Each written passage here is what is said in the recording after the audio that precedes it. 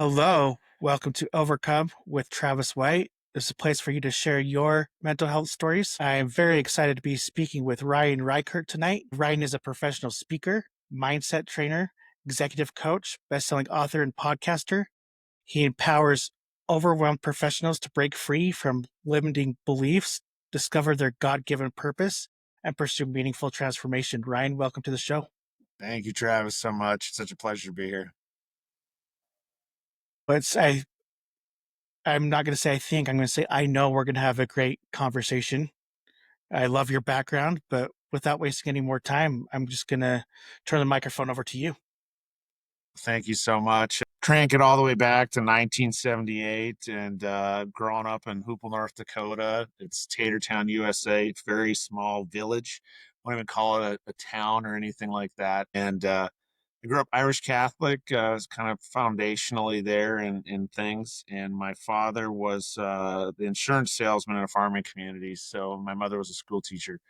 So I had a lot of chips on my shoulder right off the bat in a small Protestant community being, I think there's five Catholic families. And I only say all this to preface kind of the divisions that we have in our communities and in our lives and so forth, and what that can do from a kind of a mental mindset that I carried with me for 45 years, basically. And in that, how do you stand out in that type of community if you're not a farmer, you're not Lutheran?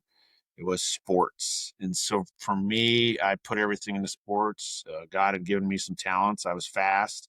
I was bigger for my age, kind of my stature I carry today. I landed at, I think, about 12 years old. I was 6 feet tall, and, so it worked out great for football and basketball. Only problem was my freshman year of high school, I got hurt. I tore my ACL and needed 3 surgeries. And I started my mental health journey from kind of the ditch to the valley and got into prescription drugs and abusing that through the pain of recovery, and not realizing that I'd come back and play football, basketball, run track, go to state, be the captain of the football team, all these things over time and space. But it did create this doubt in my mind of the woulda, shoulda, couldas. What could I have been if it never happened, and so forth. And I really wanted to go to West Point for college, so the U.S. Military Academy. And because of that injury, I couldn't get in.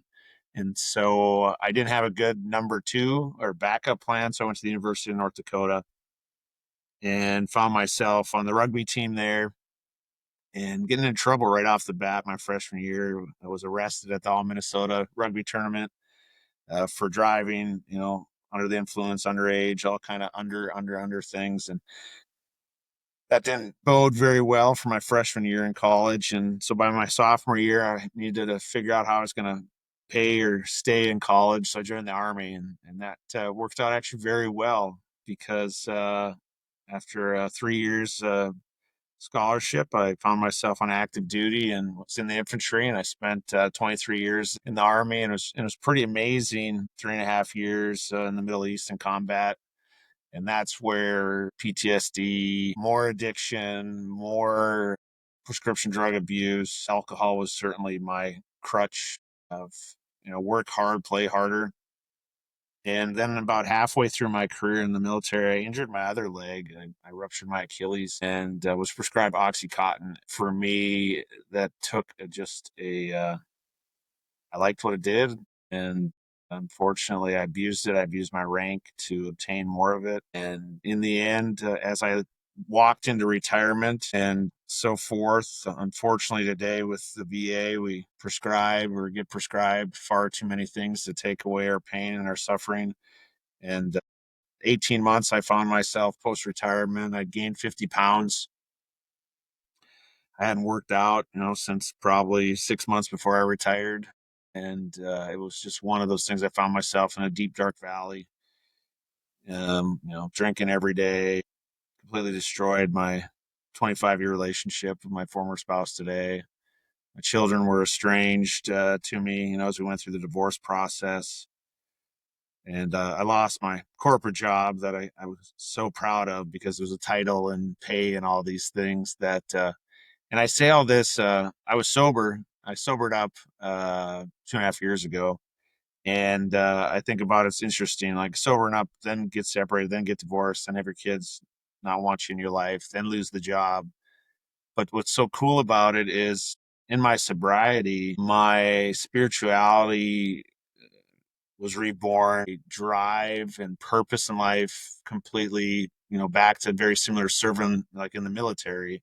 Today with who I help and who I coach and speaking at junior high, high school, different associations, TEDx, wherever they'll have me, right? I want to carry the message that mental health is such an important thing. And how do we get better? We get better by talking about our suffering, our pain, our trauma.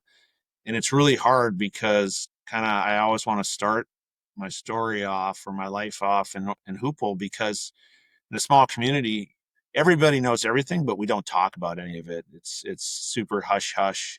You can't say that the Reicherts all are, my dad's a recovering alcoholic. Yesterday was his 41st birthday, and he's almost 75. But yeah, he's really only 41 because he's been sober 41 years now today, and it's such a miracle to have that and share that with. When I look at little pictures or pictures today from me being a kid, and when I ask somebody, "What do you see in this picture?" My dad and I are in it. I don't know, father, son putting a swing set together, and I was like, "Yeah, well, you see that? I see two alcoholics, two people that are afraid of where they came from and things that have happened to them." And he's a Vietnam veteran, so I'm very proud of his service and everything there. And both my grandfathers were World War II veterans, and for them it was shell shock. For us, it's PTSD. Sure, we get help, but we don't. There's just never enough, right? To normalize being able to talk about trauma and pain and suffering.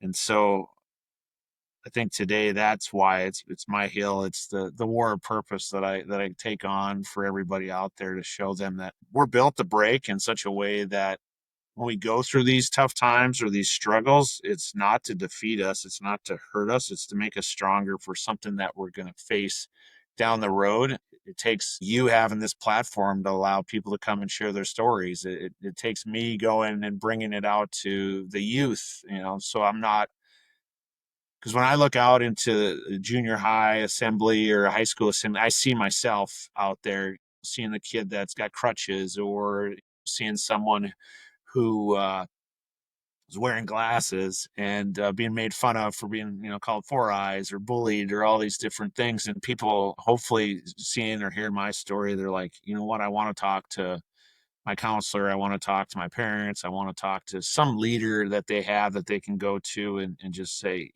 I'm tough, but I need to talk about it. I need to let people know that I have feelings, I have emotions, and it's hard because life is hard. And so with that, it's probably the long version of certain things, not going into super deep detail on some areas as well. But no, we got lots of time to talk about it. Yeah. Yeah, no worries. I appreciate you sharing that. I have so many different thoughts and so many different directions I can go. But first, I want to say congratulations. You said it's been 2.5 years you've been sober. Did I hear that correctly? That's that's. I always love hearing just the fact that somebody's overcoming addiction. I think it's fantastic. But the fact that you're out there helping others, I admire you for that as well. Brings me to my first question. Thinking back to your addiction, what was your first step towards healing? The first thing was, I went to AA, still go to AA. My father was, that's what he did. And so I was like the ala teen, ala kid thing. So I think to me it was comfortable to do that, to just Google search where the closest AA meeting was. And when I went to it, it was a Monday night, first one, and it was just walking in the door, right? Just going, sitting in your car, they're there a half hour early and going like, am I going to go into this thing? Am I finally going to uh, surrender to who I said I would never become or who I never was or all these things? And then getting in there. And in my mind, when I visualize back to it, I think of this old building that's super dark, filled with smoke, and a bunch of old, crusty, sober people. And that was me. The dark smoke, all this stuff, that was what I brought into that room. Because when I go to that room every Monday night, still this day, it's like, did you guys put new lights in here? Like it smells nice. Did you change everything out? And everybody in there looks 30 years younger than we are. And it's just interesting to see the darkness that I was carrying and the light today. Like I always, say to people, be the lighthouse for others, shine that light so, they don't crash on the shore. They can see the rocks, they can get help, ask them if they need help, kind of show them what right looks like. Cause I certainly wasn't living what right looked like or should look like. And, that's the coolest thing about it is I'm not who I was yesterday. I'm not who I was 2.5, 3, 4, 5 years ago. I'm who I am today. And it's taken a lot of work to get here, but it's the biggest thing is I got to give this away to keep it. And that's really what it was, is the strength to walk through those doors, sit down and just want to listen. And then from there, it just started to work. Just continuing to be present, to show up every day. I mean, I went Mhm. to 90 meetings in my first 90 days, and then, probably started to taper it a little bit. But today, I'm very active in my community with church and teaching, and also continuing to serve in AA billets across the metro area. So that to me is the big one, is like the strength it takes, because I probably didn't have any strength. So I don't, it wasn't like, it's like I floated in there kind of all dark and gloomy. And then somebody challenged me to come back next week. And I was like, well, I think I'm actually going to a meeting tomorrow. And then one on Wednesday and one on Thursday. And just started shopping meetings throughout the area. And it was just really cool because, we kind of have a saying, all AA meetings are good, but some are better. And it's just one of those that it stuck for me. And I love the relationships that have been built, and the ones that I continue to go to regularly every week. And now I really care about people and the fellowship you can have with others, where before I didn't. I cared about titles and fanciness and things that are insignificant, don't really matter, and don't help anybody out in the end. It's really just, all how to make Ryan feel and how to make Ryan look. And I cared what everybody else thought and said. I realized today I was letting everybody else control my life, and my life was out of control.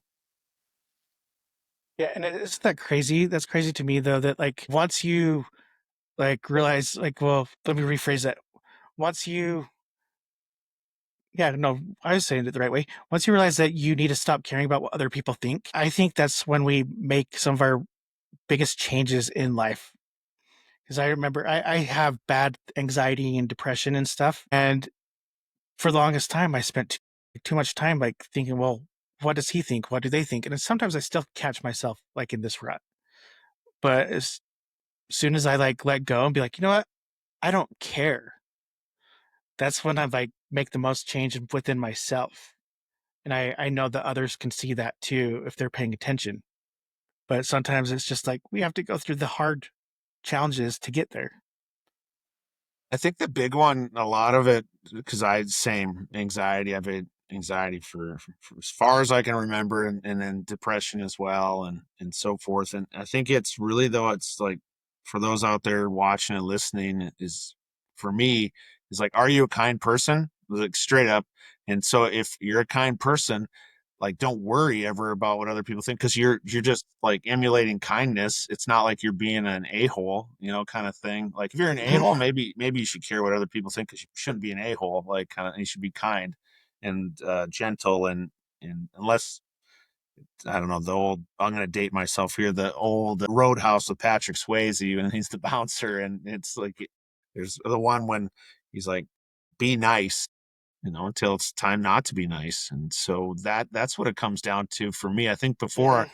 I allowed toxic people to hurt me, and so forth, because I cared what they thought and I cared what they said. And I probably wasn't very nice either, though. I mean, I can definitely say that I was unkind. But today, realizing that I want to be kind, I want to be loving, I want to smile and say please and thank you, and excuse me, I'm sorry if necessary, because I'm all in front of myself. But to that end, it's like I know Travis is a kind person, and I know that then yeah, you should absolutely not care what other people think, because you're not rude and you're not unkind and so forth. So we shouldn't get wrapped around that. I was telling somebody that this morning, actually, when it comes to simplifying your decisions, and like like with clothes and outfits and different, like anything to streamline, where you don't have to have anxiety over it, where you start to have that analysis paralysis of like you have 20 different tops kind of thing. Well, there's only how many days in a week, and how often do you wash clothes, and all these Hmm. things. But like for me, I really like hooded sweatshirts or sweaters, whatever you want to call them. So it's really like this one. So I probably have like blue one, a white one, and like my pants are probably two different colors, same style, and makes it really easy to just grab stuff, and I don't have to spend an hour going like, I'm going to this event, like, what should my socks look like? What should this look like? What should that look like? And just go like, nope, I'm comfortable and I can Yeah. execute and operate the best of my abilities without wasting an hour deciding how this outfit's going to make me feel. Yeah. And you're just sorry. Go ahead. Keep going. No, that was about it. I thought you were ending. I just want to make sure I didn't cut you off. But I love it because you're just being yourself. And you reminded me of this podcast that I watched once where this guy said that he wore like the same colored shirt every day. And people were like, well, why do you only wear white? He's like, because I like it. And he's like, and I have different colors, but like I have, it's like the same brand of shirt, same three to four colors, and I wear them every day because I'm comfortable. I'm within my own skin with these, and I don't care about what I look like.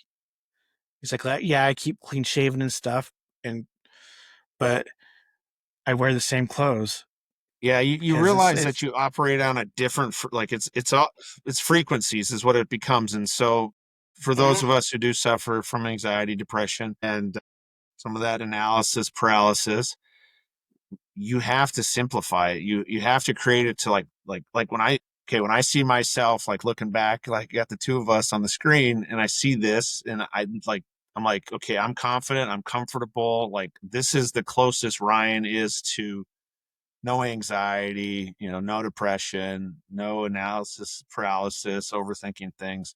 And so if you can start your day that way after you get out of the shower and just hop into this, it you will start to move in a more, so we used to have a saying I was in the teams, slow is smooth and smooth is fast.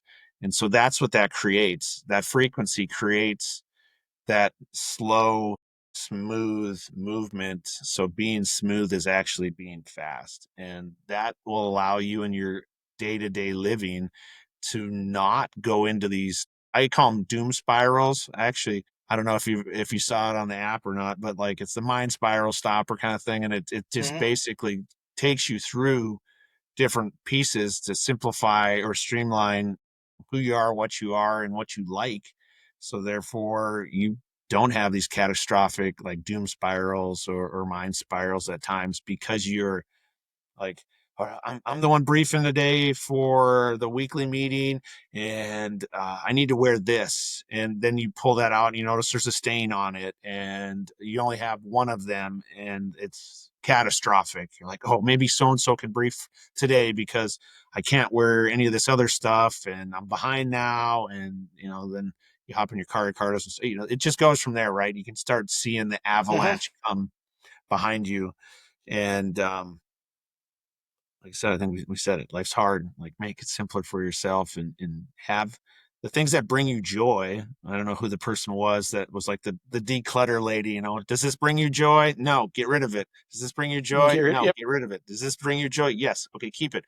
And then the next one. This is the same one. It brings you joy. Yes. Like okay, get in a different color, and so that is just, it's neat to see it and to see people that operate at higher levels, and they normally have the same backstory.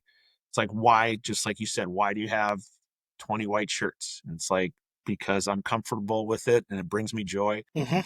So cool, one less decision Like you will just, I kind of always do this finger snapping of, because like that's how fast then the next thing in your life, the next thing in your life happen. And it's not about being so efficient that it's all about efficiency. It's more so because of what the spirals cost us as overthinkers with anxiety, really. Really cool. I love all this. But I'm curious to know, was there like a defining moment when you were going through, your addiction recovery and dealing with everything that you've had to deal with, that you realized that your life story could help others? Was there any defining moment that comes to mind? Think I really go back always to the 30th of December 2024 was the day I got the email from my divorce lawyer that the divorce was final. And my mom was here visiting me, and I had been writing in a notepad for a little while. I just started the business, or gotten my LLC for Our Protector LLC, and which is now turned into Our Protector Development. And she's like, what you gonna do today? And I was like, hey, I'm gonna just go in the office, start typing what I've been writing in this notepad. And to me, it seemed like all days. There's part of me that it was 12 hours. There's part of me it was like 8 hours. But anyways, I think I typed out 12,000 words or something, for the first book I wrote. God only knows when the devil comes to you a second chance at life. And it's kind of going through the divorce, broken heart, estrangement, job loss, and the tools that I got me through it, and so forth. And I was actually coaching someone earlier today about, he's like, just where should I start? Right. And to me, where I started was I was taking so many losses that year. Every single day, I was just piling up catastrophic loss after catastrophic loss. So I was like, how do I win?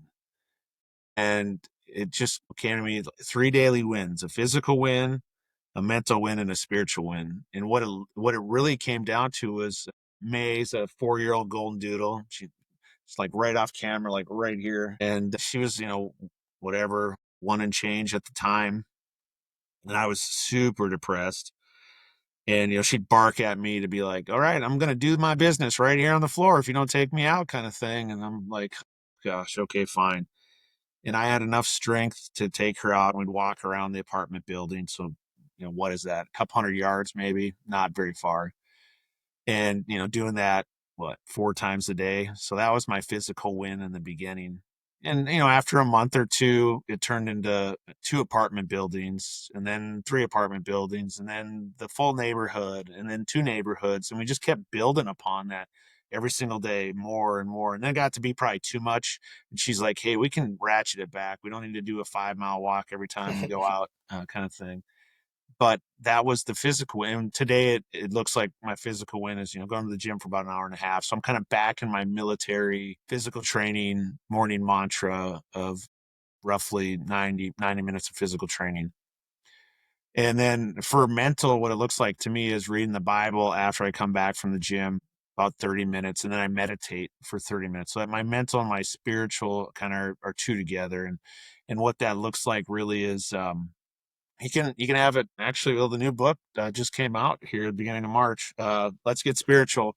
So this is all the practices that got me to Travis and Ryan on a Thursday night in March, kind of thing. Basically, your physical wins I have in here: walk, run, lift, swim, other. Mental win: read, write, create, learn, other. Spiritual win: pray, meditate, study, grow. And there's a bunch of the other things that kind of, have worked. But that to me, uh, was in the first book, was the 3 daily wins. And so then no matter what, kind of, I say, what you do from 5 to 9 locks in your 9 to 5. And so I can control those 3 things. So that means I win 3 times before some people even get up for the day. And then whatever happens during that 9 to 5 work day, it doesn't matter, because all that's really outside of my control, right? Like having a meeting like today, the coaching meeting this morning, could have canceled, car could have not started, something didn't happen there, that person doesn't show up. I can't control any of that stuff. Like I can just control me. So I showed up and I'd already knocked out my 3 daily wins. I was happy. They showed up, bonus, and work through that and hop on a podcast, keep working on the next book. We need to really realize is, and this is something I'm still working on today. I don't have it all figured out, is what can I control? What can I control? It's just like hopping on a Zoom, right? And it's like, my internet's not working, or this is happening, or that's happening. It's like, what can you control? Okay, so in your apartment, your Wi-Fi isn't working. I guess it's like, do you turn your phone Wi-Fi on? Do you go across the street to the conference center? So anything that happens in your life, you just always have to look at it. It's like, can I control this? And if you can't control it, you just have to, I for me with my spirituality, just Jesus, just take the wheel. I know you'll take care of it. It's all going to work out for me. But yeah, in that moment, 30 December 2024 was kind of I was like, all right, this is going to be the beginning of a story. I don't know what it's going to look like. And it was my second chance at life. It was, the redemption tour, as I like to call it, and what 2025 became, where, yeah, it started in, full on publishing 3 books in 2025, creating an online course, starting to develop the app. Uh, and then now in 2026, more coaching, more speaking. We did TEDx in February, up TEDx Duluth. And it's just trying to be an advocate for, be kind. My, huge mantra. Normally, anytime you'll see me with a be kind shirt on or something that says be kind, with the 6 steps to, transform your life, our lives, any way to transform how we go about just taking kindness to the 8 billion people that are around the world. And what could that look like if we were all just kind, and realize that there's so many things in our life we can't control. So just let it go and be kind. Yeah, for sure. I absolutely love it. And I remember going in a therapy session, I was describing to my therapist, like, well, I can't control that. I can't. It's basically what you said. And he turned around, he said, you need to, one, your expectations with certain things in your life. And two, you can only control the things you can control. And it's like one of those things, so much easier said than done. But once you realize that, or put it to mind that you can't control everything, but for that stuff that's in your control, like it makes things so much better.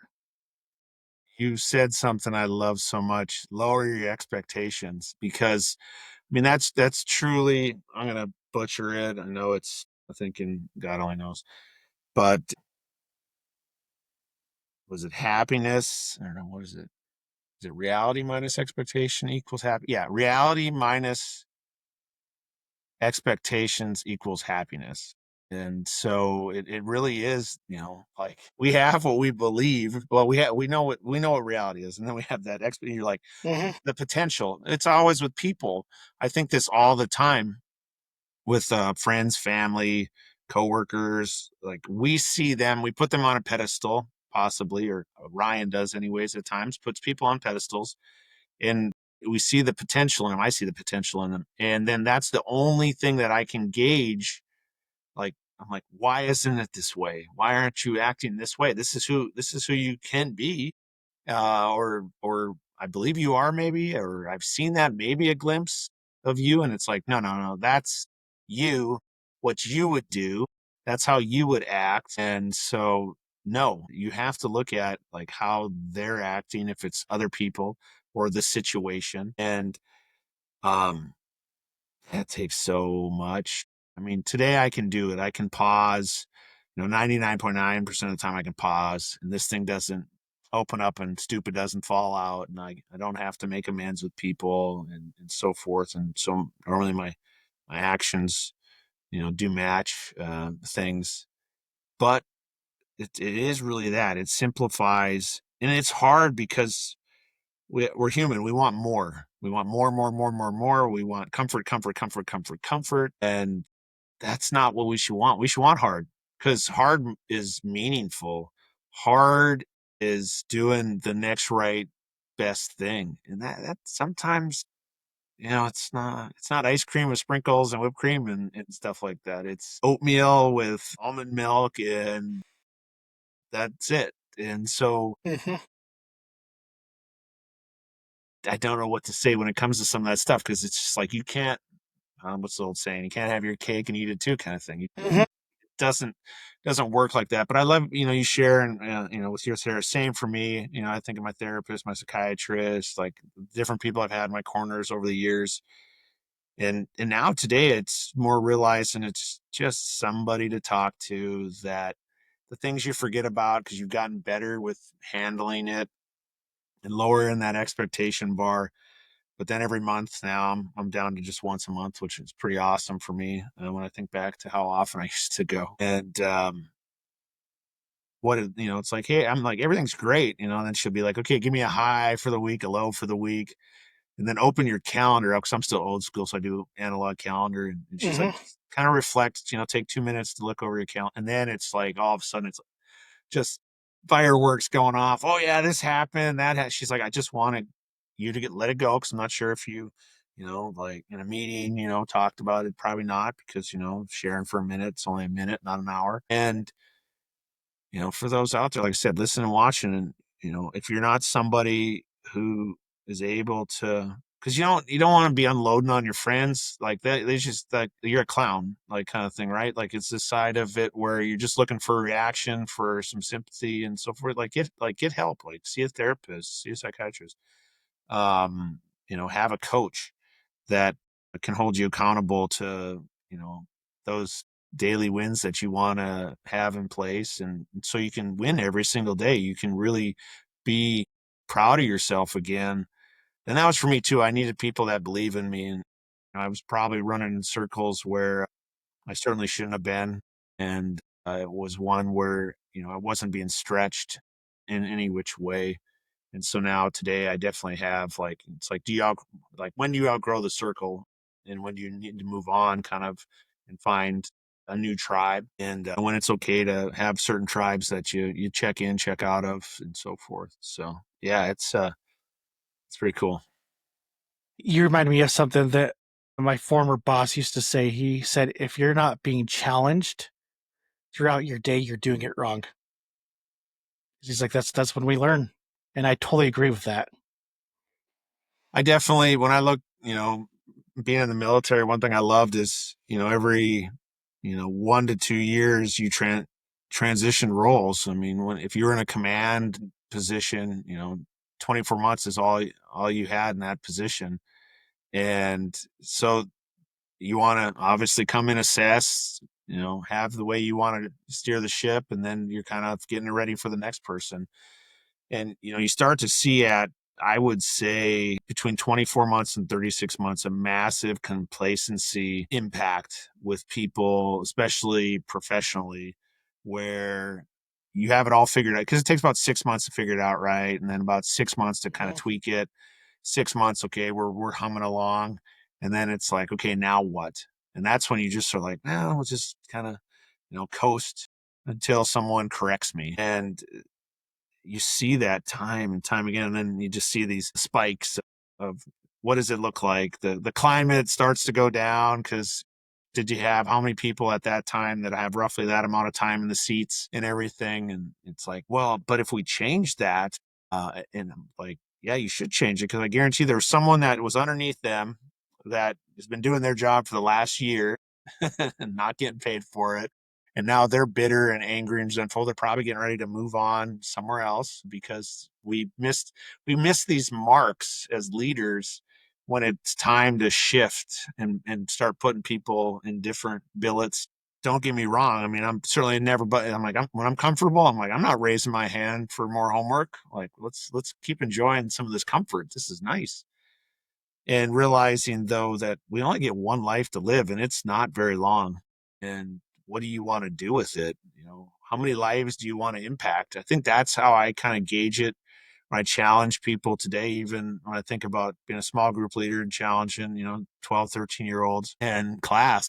What are you guys going to go out and do this week? How many people are you going to impact? What does that look like?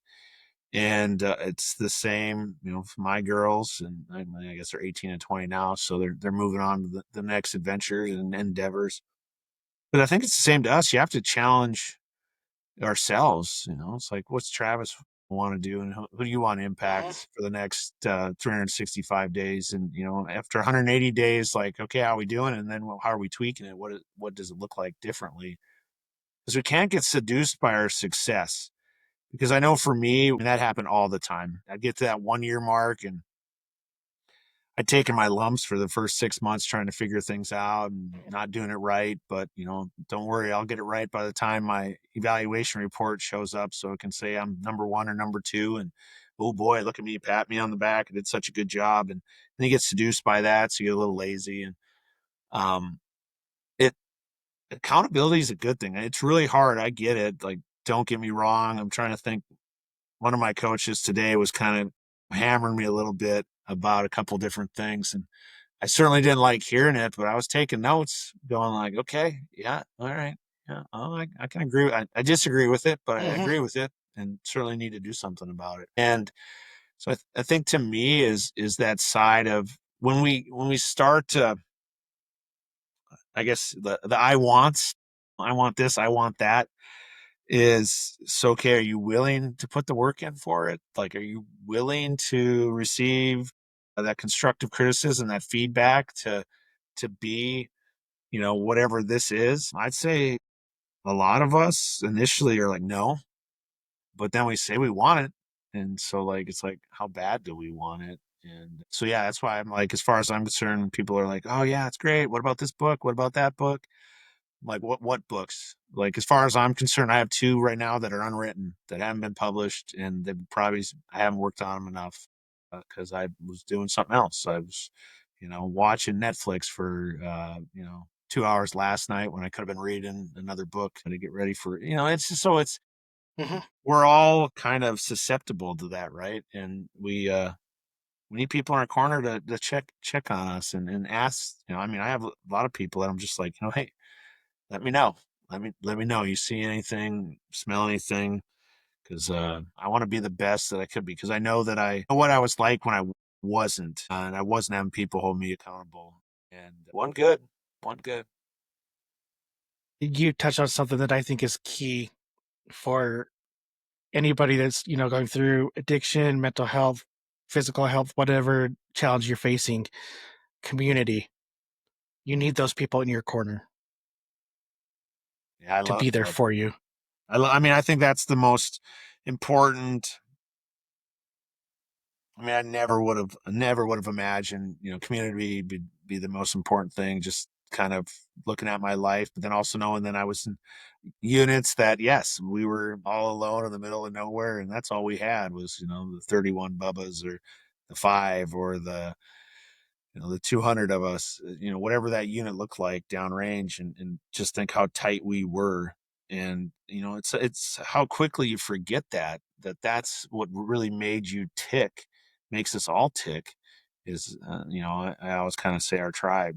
And, yeah, today I think about the guys that, checked in on me today, not, and didn't know that they were going to call. And when they did, it was so special to, hear their voice. And one, for me, I care now more about them than, kind of like when they're asking me, I'm like, okay, can I ask questions now? I want to know how, like, you're doing, what's going on with this, what's going on with that, how's your family, how's your dad, how's the different things about them since the last time you talked that Mhm. maybe weren't in the best of places. And then how are you really doing with that? I mean, because I know for me, when I just hear you say it out loud, how it impacts me, and I'm not immediately part of your family. And it changes so much. I think about, I used to be really big into like sporting events or concerts and having to go, it's like, hey, I'm going to the next Taylor Swift concert. I don't know, something, because the girls were always big into Taylor Swift.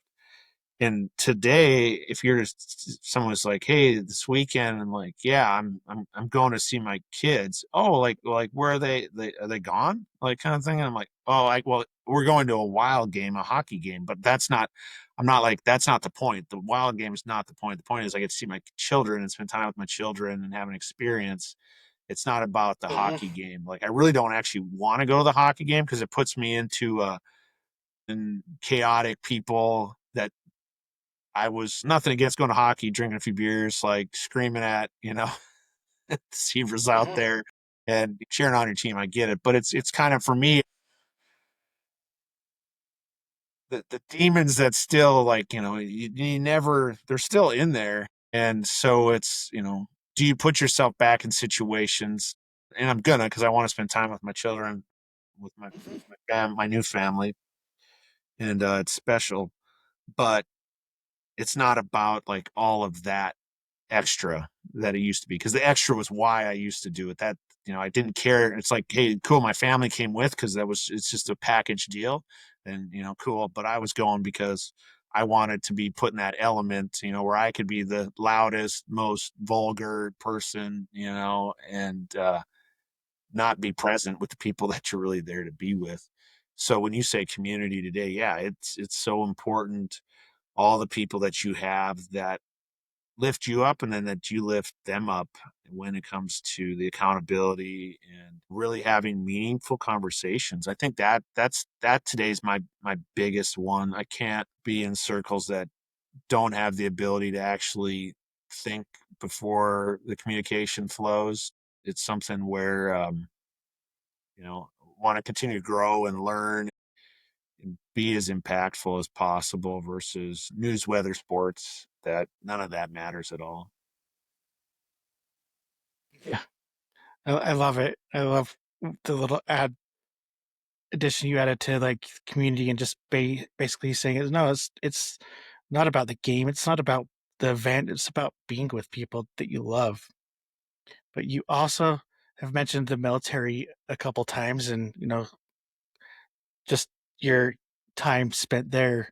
How would you say that your experience in the military shaped your mental resilience? Yeah, I think way back. So I was in the infantry, and my first year on active duty was just schools. It's like infantry officer basic courses, basically was 16 weeks of preparing you for ranger school. Is what I remember. It show up Monday morning, get our stuff squared away, walk out to the ranges and stay out there till Friday, walk back, and living out under the stars every night, which is awesome when I think about it. Because to me, I know you could drop me off in the middle of anywhere under the stars, and I'd probably actually really enjoy it. I'd be like, man, this is amazing, and so forth. But it took, you know, Monday through Friday for 4 months. And then you got airborne school. So, go fall out of some perfectly good airplanes. And then going to Ranger school, 61 days of pure suffering, being your caloric intake being set to a pretty low amount. You're sleep deprived, and you are worked to exhaustion, and mentally challenged to make the hard decisions in that state. And what then going through all of that, it wasn't too long after all that, maybe like 8 months, I went to Afghanistan after that. So I was like very prepared to be on the side of the mountain in Afghanistan with my guys, my platoon. And we just called it extreme camping. And it was one of those things that it wasn't that big of a deal. And so today it's different, but I could really see that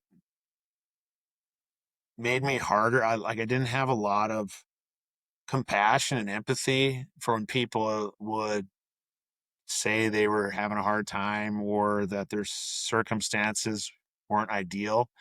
And I'd be like, "What? Explain them to me." And they'd explain it, and it's kind of like, my ice cream's not cold enough, my whatever. And I would kind of get upset and go like, "Really, that you're complaining about that?" And it was always like a kind of a measuring thing, and it's like, hey, Ryan, like you were put through all that so you could have the resiliency to lead, and so forth. And so instead of like snubbing your nose or thumbing your nose, whatever you call it, at people, it's realizing that you can take the lead when something happens and there's chaos, and you thrive in that environment where the rest of the folks, like, you shouldn't have to ever go through that kind of stuff. That shouldn't have to be something that you have to be put through. And So that has softened me over time and space to realize that the reason why some of us, are this is our path for our soul to go through, and this is how we awaken ourselves to become who I am today, to really help others and advocate for better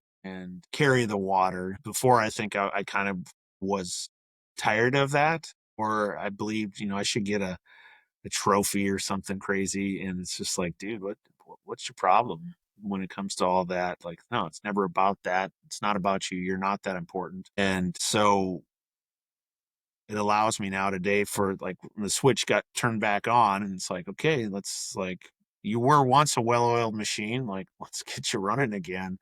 You could see that all that training served its purpose, and realizing that fighting for a purpose to help others is huge. Not saying that I have it all figured out, but knowing that the things that I've gone through work for others, as well as that's what I do in helping others with the tools that many people have used before me. I don't believe anything that I'm doing is new. It's just asking for help, and then people, holding you to whatever the standard is. And they're like, okay, you said this is the standard. I'm going to hold you to it. All right, ready, go. And I'm like, sweet, I was slacking. So today somebody kind of was like, like you said, you were going to do 50 push-ups. You only did 48, dude. Like, you can knock out two more. And that's just what it takes. And that's the resiliency that was created in many, many years of training, because every unit is a little different. And as you move up through the ranks, the formations keep getting bigger, and then you're further and further away from the line, as we call it, and operating. So you become more strategic and maybe a planner, and you kind of forget what it's like, because you're, 50 miles behind the line, and you're in a tent on a cot versus being on the front lines on the ground, with, whatever it may be. And I think that's what happens with all of us, right? As we get older, we get a little softer, and it hurts more. And I believe now today, we just can't stop. Like, we always gotta keep moving forward. And I'm realizing that I used to be an ultra marathon runner, and I got hurt and kind of stopped. I ran one marathon after I ruptured that Achilles, and I had ran for a number of years. And yeah, it hurts now to run. Like, I'm still trying to get back into that, peak running shape again, which is a goal. So you just got to push through the pain, and you'll be able to do it again. Well, I absolutely love it. I love everything you said. But the one part that of your story that's always stuck out, and you've mentioned it a little bit, is how you found your spiritual side again. How did faith become central to your mission? Yeah, it's certainly, I didn't know it was gonna become what it has become today. It just was, I guess, how it worked. And basically, about 3 weeks, I think, after I sobered up, I started going back to church. And from there, that turned into the Alpha course, and kind of rebluing my Christianity and getting an understanding, clarity again. So I bought my first Bible about 2 years ago now, and joined a men's Bible study. The first fall, I started teaching sixth grade boys. And I was in sixth grade when I had my first drink, and when I started drinking. And so to see these guys, a year and a half ago or so, when we started teaching together, I just can't see it. I'm like, how? There's no way I was that, young or whatever, and I was doing this, putting poison in my body. And yeah, so now it's just serving as much as possible, read my Bible every single day. Learn it, it gleans so much through it, because everything stems from it. And so, like, as you pick up like a success book, and you're like, "Oh, why does this sound so familiar?" And it's like, okay, Psalms, Proverbs, like, just go through either one of them, and it's like, that's any success book under the sun. Just correlate them. Or for those of you out there that, like, I'm not great with the AI yet, I'm working on it, but throw those, take your book that you're in right now on, like, your success principles, and chime it or whatever, prompt and then say, okay, how does this relate to what verses in the Bible? And it'll literally, like, verbatim, you'd be like, holy cows, it's like the same, like literally the same thing. So there's nothing new there. And same for when it comes to my books. Like that's why there's a lot of scripture in them, because the scripture says it better than my same bullet point with just a few words like moved around and changed, or your North Dakota accent in it. To me, it is. It's just I can tell if I don't go through my paces each day, it's certainly I can see how my demeanor changes. My light almost kind of dims a little bit inside, and you just, for me, that spirituality is just what creates the drive, that purpose, the war purpose that I have to, you know, saving souls is what it comes down to. I mean, it's that simple. If you have no idea who you interact with on a daily basis, that you're helping them, that one nudge to go down this path. I think that all the time. My dad and I actually, earlier today, we didn't get to talk yesterday. I had to text him and left a voicemail saying happy birthday to him, but we didn't get to connect till this afternoon. And I was thinking to him, like we were saying, because he's sober up, he's 33, I was almost 45, and I had a lot of nudges, right? I kind of, as I was telling you through, at 12, like, and you're throwing up, like, you're probably like, man, this alcohol thing probably isn't for you, dude. Like, now would be a great time just to not continue it. 18, getting arrested. Actually, forget, when I was 16, I was in Spain and on a school trip and got in trouble, and I got suspended from basketball for like 6 weeks of the season, like my junior year, I think. You just forget so much of these nudges always of like, hey, dude, like, this is just checking in to be like, why don't you not do this? And so you don't realize, like, when you're kind, when you're helping somebody else out there, like as you're nudging them into a better place in their life, we don't know that. So if we can be those people, as opposed to the person I might have been at one point, where I was a little darker and I was nudging people the other way, like away from being kind, away from being gentler. And that to me is what it's all about. And that's why my spirituality is so important to me today, because if there's light, there cannot be dark. And so the world is the world. Comfort's unfortunately darkness. And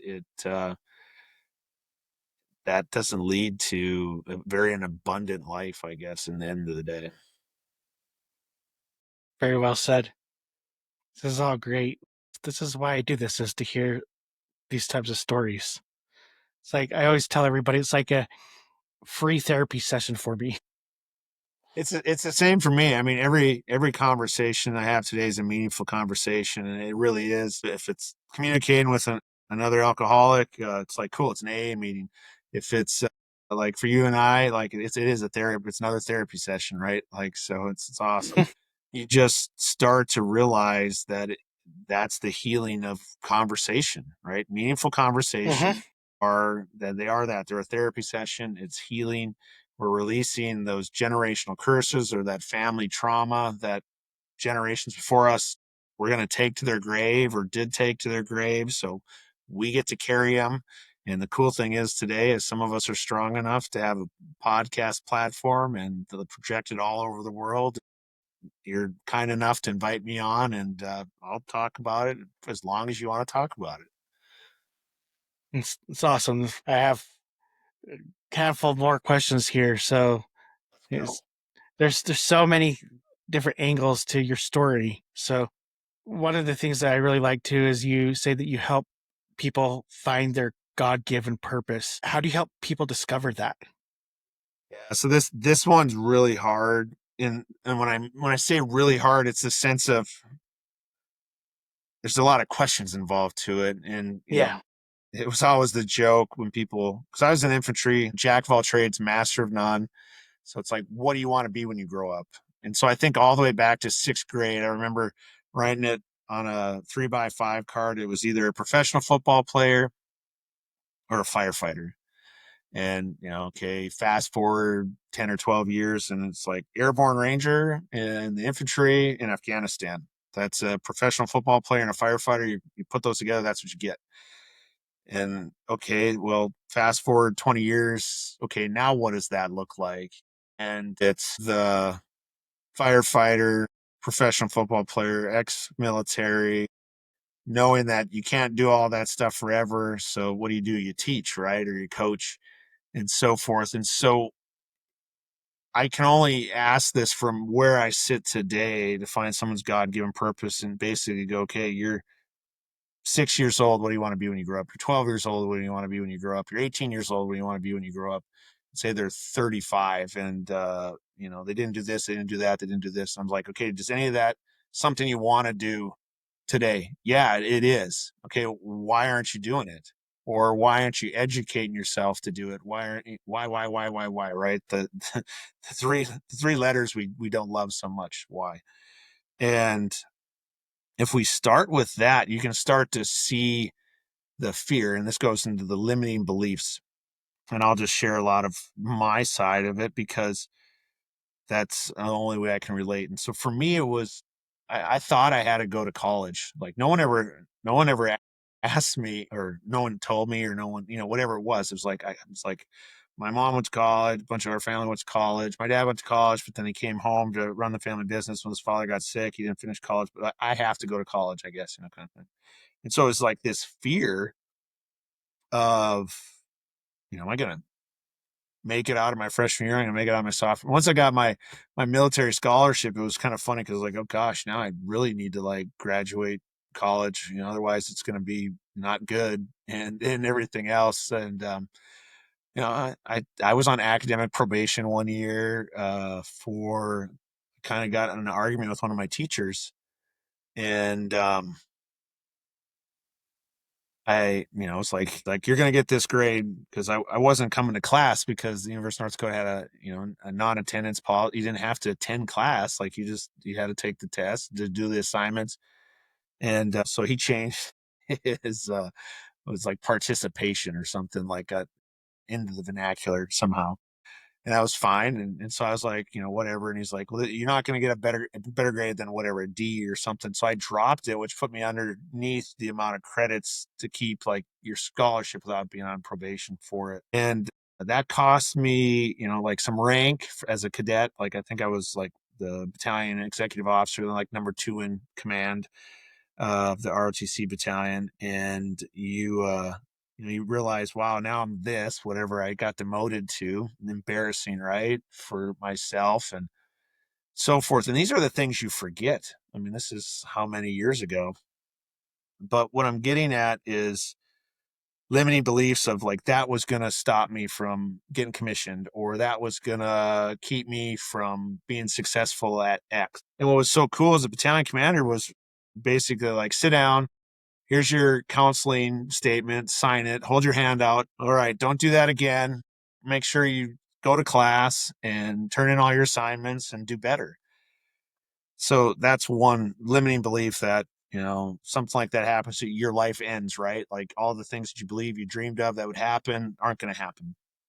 Well, I always really struggled with like financial insecurity. Like, what happens if you have an overdraft? What happens if you don't pay your credit card bill on time? What happens if you don't pay your rent on time? Do the rent police show up and take you to jail? Does the credit card police show up and take you to jail? Well, people are like, well, your credit score is going to go down. Okay. Yeah. I mean, it'll go back up too. Don't worry. Maybe pay a little bit more interest.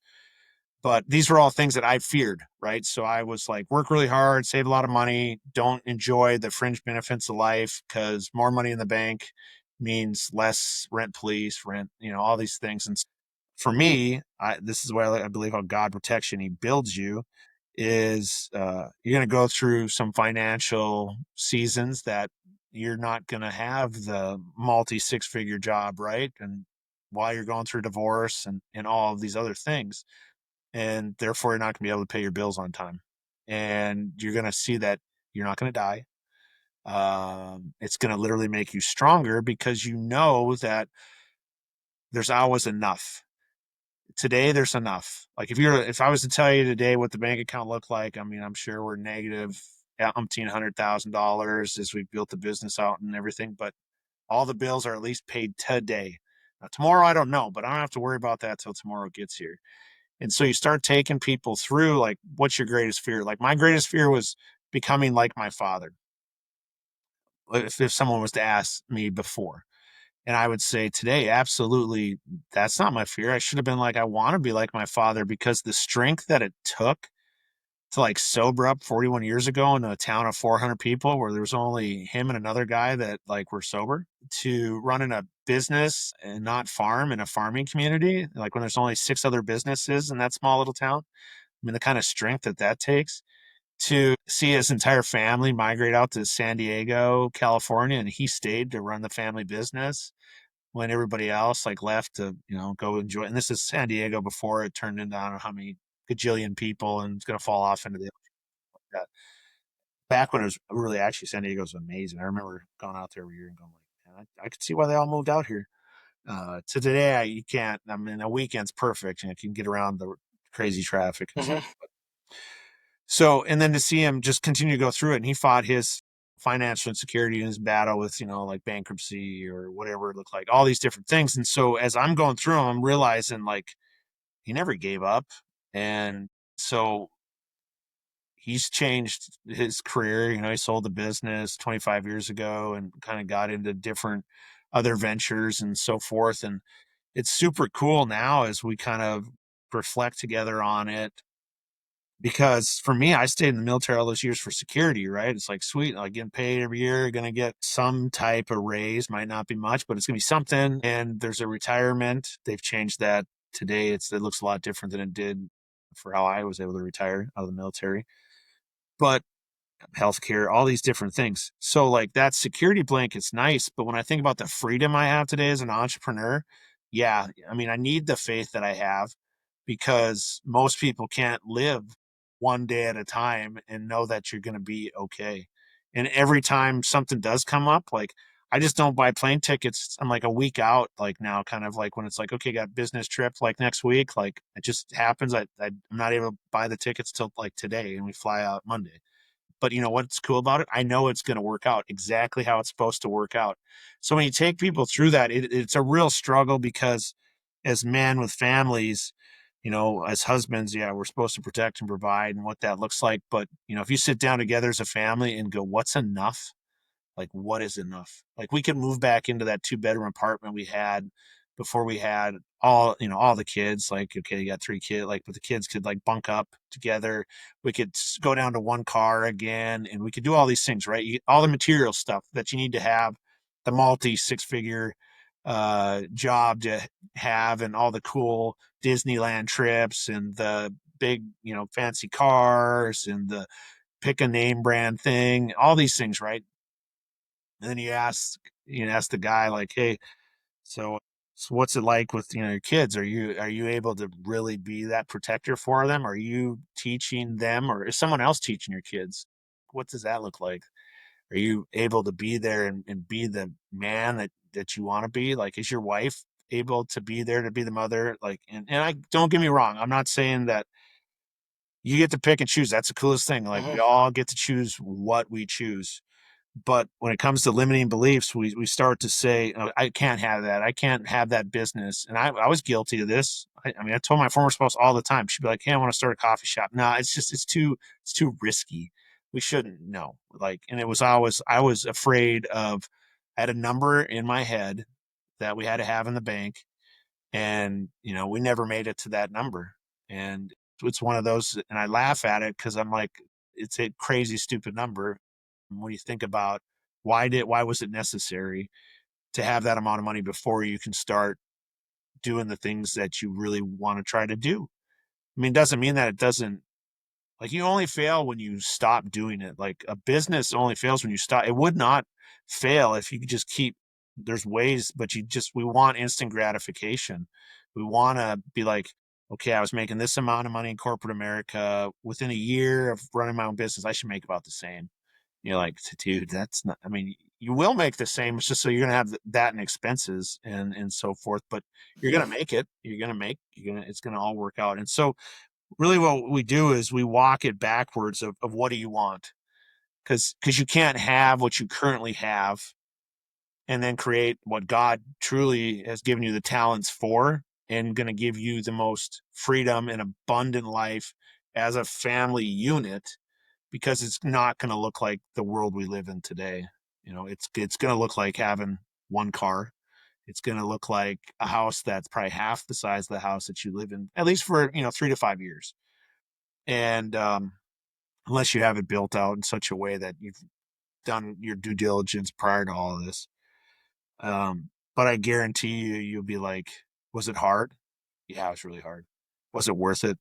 Oh, I'd do it blindfolded next time, kind of thing, because it's so worth it.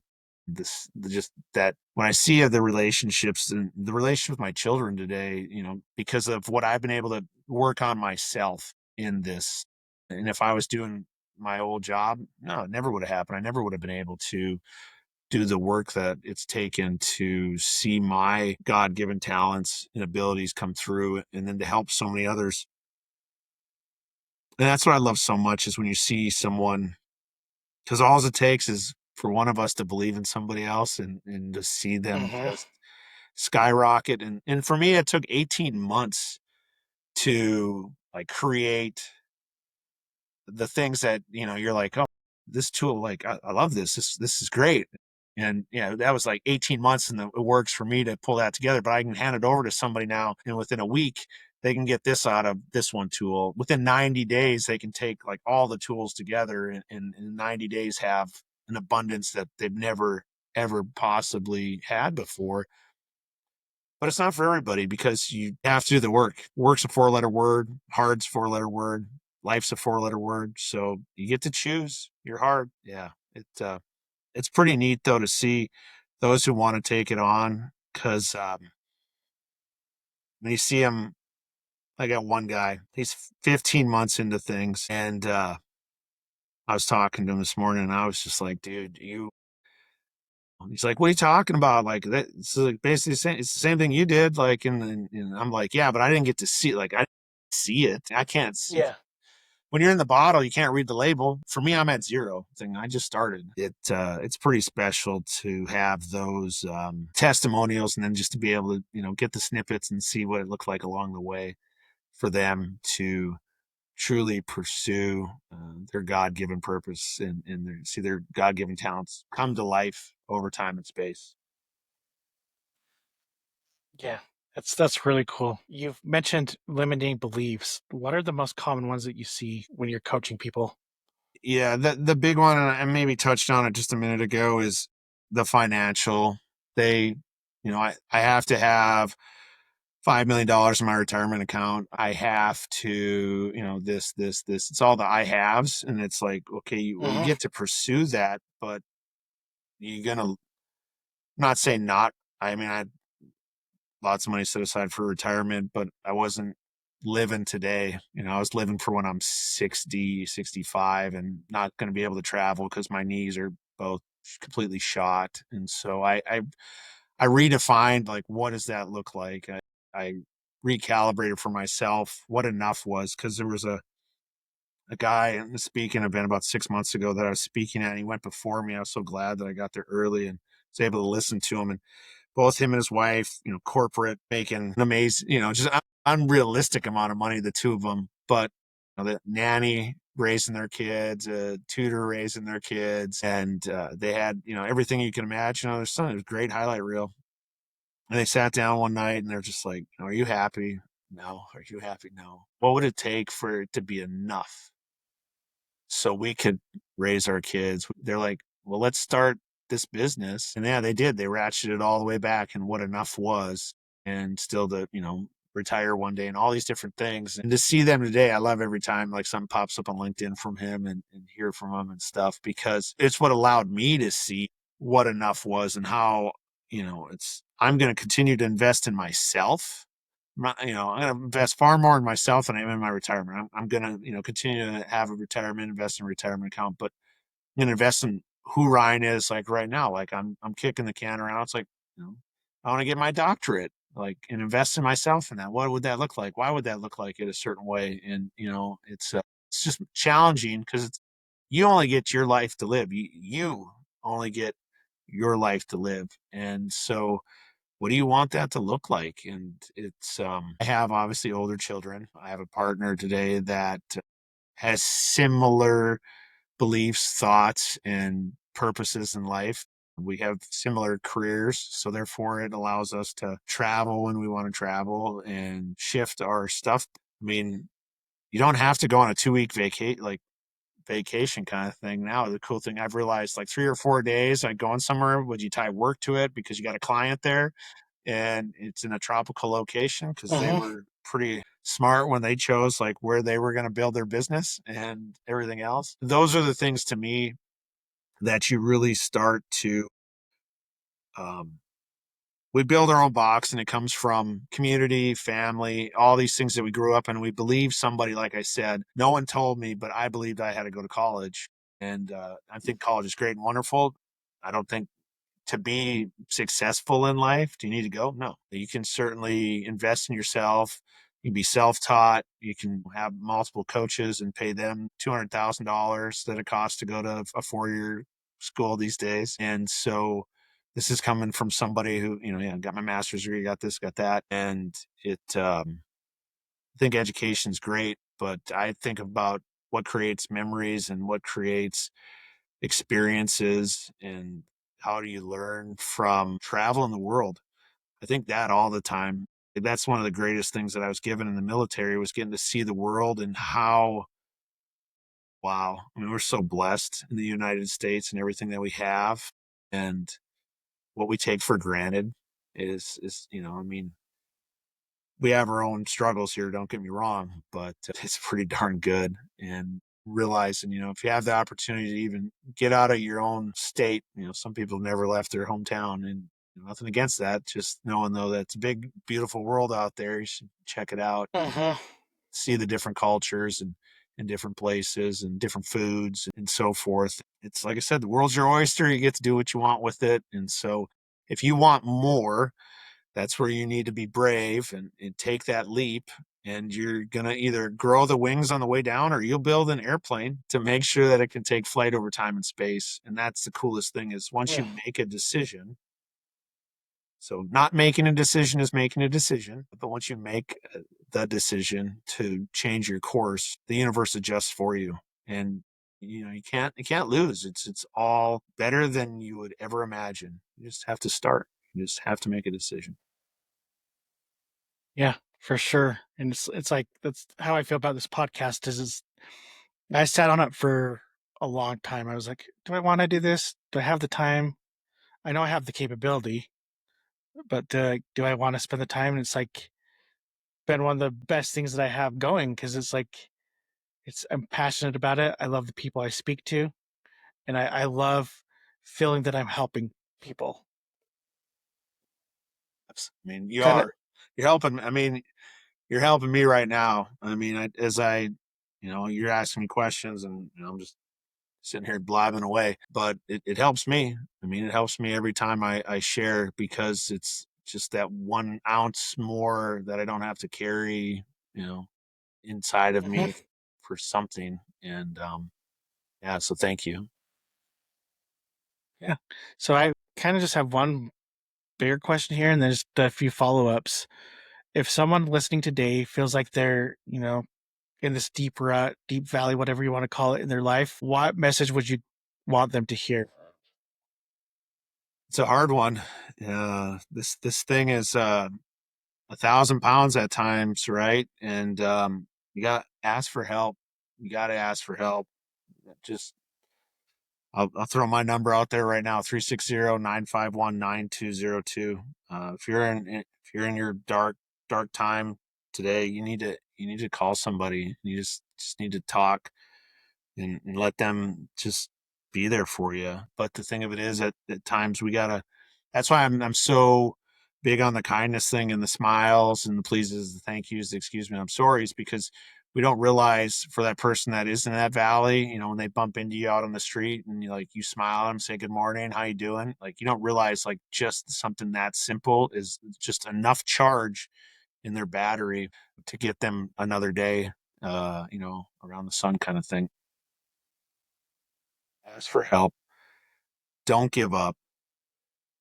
Better days are coming. this is just a season of learning. And you're like, gosh, I've learned so much. I've taken so many lessons. I've taken so many losses. And I get it. If we want to compare stories, I'm not into that because it's not about that. But just know that you're going through it to make you stronger, because you're supposed to be the next president of the United States. You're supposed to be the next person that cures cancer. Whatever it is, like you're going to save a kid that's drowning. Whatever it looks like, it's something.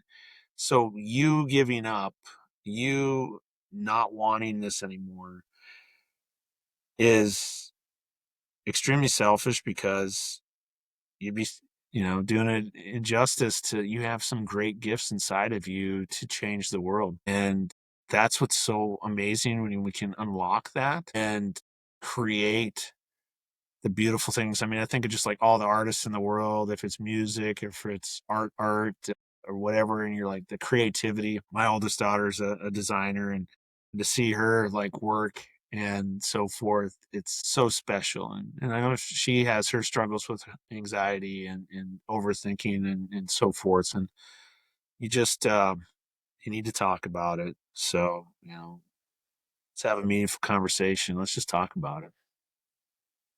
And I just want to add on, don't be afraid to talk about it. It's very hard to be vulnerable at times and to actually open up and tell your story, but once you do it, it's like a relief. And kind of just two follow-up questions here. So where can people find you? Yeah, ourprotectordevelopment.com is the hub for anything and everything, in books, courses, apps, podcast.